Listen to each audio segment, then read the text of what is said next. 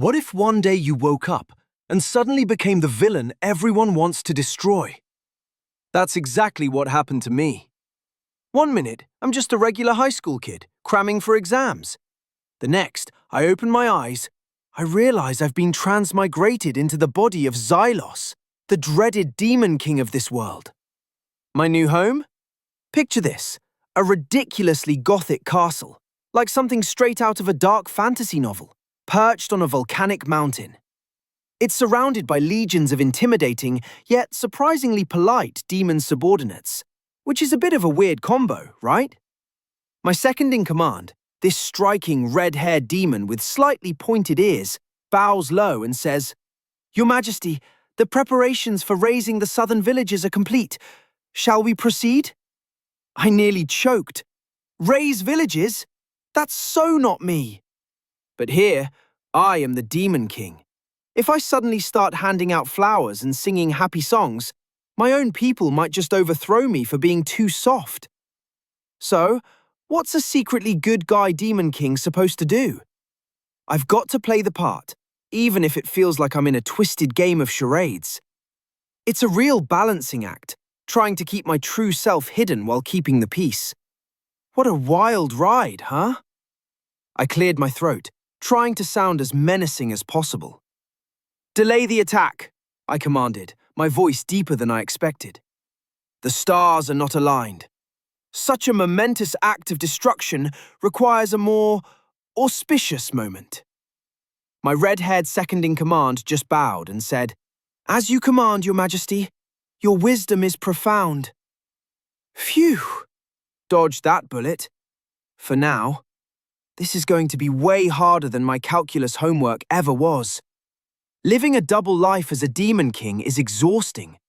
By day, I'm issuing evil-sounding decrees that are secretly harmless.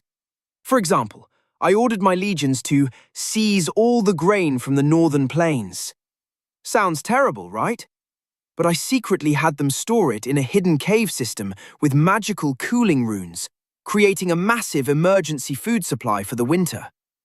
To the world, I'm a resource-hoarding tyrant. In reality, I'm preventing a famine. Then there's the hero. The prophecy says a hero with hair of sunshine and eyes of the sky will rise to defeat me. And sure enough, reports start coming in about a young man named Leo, bravely fighting off my minions. Speaking of my minions, I had to find a way to deal with the hero without actually hurting him. So I sent my weakest, most theatrical goblins with instructions to test the hero's might. They put on a great show, swinging their clubs wildly, missing by a mile, and then running away screaming when Leo so much as brandished his shiny sword. Leo's fame grew, and people hailed him as their savior. Perfect. I was building up my own destined rival, making him stronger, all while looking like I was trying my best to crush him. I even used my scrying pool to watch his progress, occasionally dropping hints about a weak point in a monster's armor through a captured villager who would then miraculously escape. It was a delicate balancing act of being a villain and a secret guardian angel. Things got complicated when Leo started making real progress. He was getting too good, too fast. My menacing but harmless strategy wasn't going to hold up forever. He'd conquered the Whispering Woods, navigated the Serpent's Pass, and was now headed for the Cinder Peak Mountains, the last major hurdle before my castle. My generals were getting anxious. "Your Majesty," said Lyra, a cunning shadow demon, "the hero is far too capable. Our lighter tactics have only emboldened him. We must send the Ashfang Legion." The Ashfang Legion was my elite force. They didn't go for the dramatic flair. They did incinerate. I couldn't let that happen. I needed a way to slow Leo down and train him for the real threat, which wasn't me. It was a forgotten primordial entity that I'd read about in the ancient texts of the castle library, an entity that would awaken if the balance between light and dark were truly broken. My defeat would trigger its release. Leo wasn't ready for that. So, I devised a new plan. I would personally create his next trial. I flew to the Cinder Peak Mountains, and using my immense power, I didn't fortify the path, I weakened it. I created a series of rock slides that blocked the most direct route, forcing Leo onto a lesser-known, winding trail. A trail that just so happened to pass by an ancient elemental shrine, a place where he could learn to master resistances to fire and shadow magic, a skill he would desperately need. Of course, to the world, it just looked like the Demon King was cowardly trying to block the hero's path with a landslide. Let them think what they want. As long as he learns the lesson, my reputation can take the hit. My plan with the Cinder Peak Mountains worked, maybe a little too well. Leo found the elemental shrine, and according to my scrying pool, he not only mastered fire resistance, but also bonded with a young fire spirit who now follows him like a loyal puppy. Adorable. And also a massive boost to his power.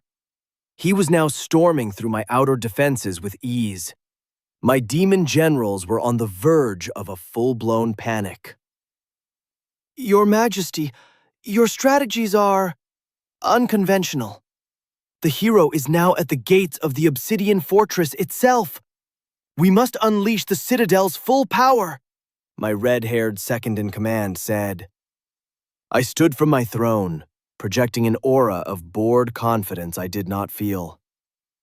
Patience. Everything is proceeding as I have foreseen. Inside, I was screaming. He's here already? I thought I had at least another month. I needed to stage the final confrontation. It had to be believable. It had to be epic. And most importantly, Leo had to win. But I had to survive and make it look like a devastating defeat. I spent the night before his arrival setting the stage. I enchanted my throne room with illusory magic. When he struck the final blow, the castle would appear to crumble. My demon armies would look like they were being vanquished, and I would be banished to the Shadow Realm. In reality, a secret portal would just teleport me to a cozy holiday cottage I built on the other side of the continent. It was the perfect plan. What could possibly go wrong? The massive doors to my throne room burst open. There he was, Leo. Hair like sunshine, eyes like the sky, and a sword that pulsed with holy light. He looked every bit the hero from the prophecies. Demon King Xylos, he yelled, his voice echoing with righteous fury. Your reign of terror ends today. I had to give him credit. He had the dramatic entrance down. I slowly rose from my throne, channeling my inner theater kid. Bold words for a mortal whelp. You have been a thorn in my side for far too long. We exchanged some more classic hero-villain banter before the fight began. I have to say, for a demon king, I'm a pretty good actor. The battle was a spectacle of light and shadow. I threw massive, flashy spells that looked terrifying, but were designed to be easily dodged or blocked. Leo, empowered by his training and the fire spirit, met every attack with surprising skill. We fought all through the throne room, destroying pillars, which were pre-weakened, of course, and shaking the very foundations of the castle. Finally, the moment came. I intentionally left an opening.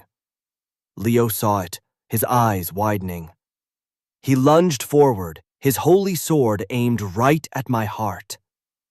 I poured all my energy into the final illusion.